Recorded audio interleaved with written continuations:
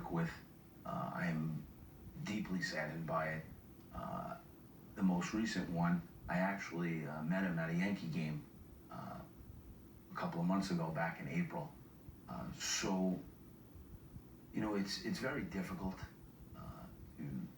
to understand why and how, and we also often question it.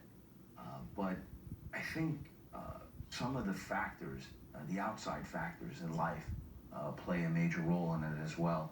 So we don't know what was going on in their personal lives, but I will tell you that the job of police officer is very stressful. You have to remember that when a police officer is called to a scene, most of the time it's people that are in despair and they're going through some really rough times. Police officers have to hold that in, and they have to respond to every incident.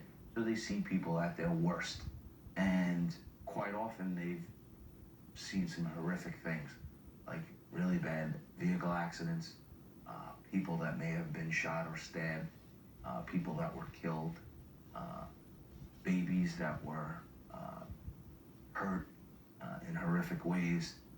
So officers often have that in their psyche, and they remember that.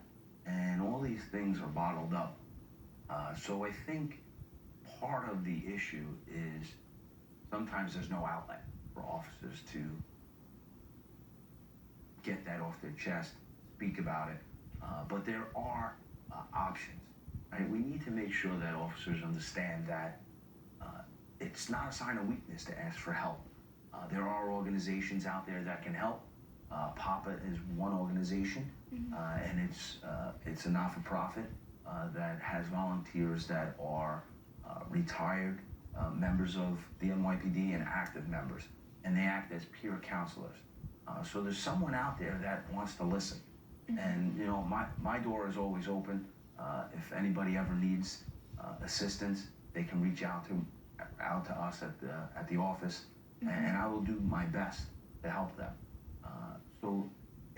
We have to remember that police officers are human too, and they are fallible, and they have some weaknesses, and quite often it's the impact that they see on the streets that they don't want to take home to their families and discuss it, because they don't want their families to worry. And by bottling that up, sometimes puts so much pressure on them. But the most important thing is that we have to make sure that they understand that there are people to help and they will listen.